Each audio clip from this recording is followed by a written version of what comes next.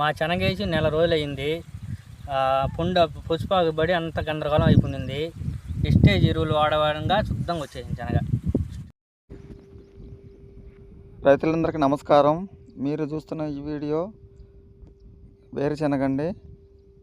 ఈ ఒక రైతుకి వెస్టేజ్ అగ్రి హ్యూమిక్ గ్రాన్యువల్స్ ఇచ్చాము.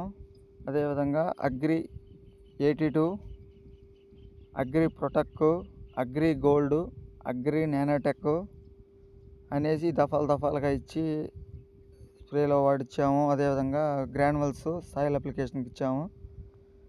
ఇది ఇవ్వడం వల్ల పంట ఎలా ఉందో చూడండి.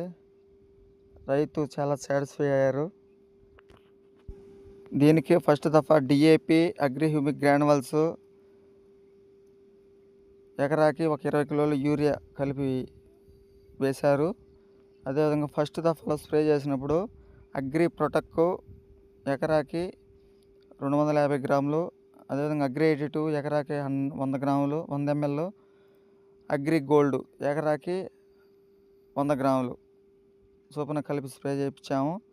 రెండో దఫాలో agri protect, agri nanotech spray చేశారు. ఈ వీడియో మీకు నచ్చిందని ఆశిస్తున్నాను. Thank you.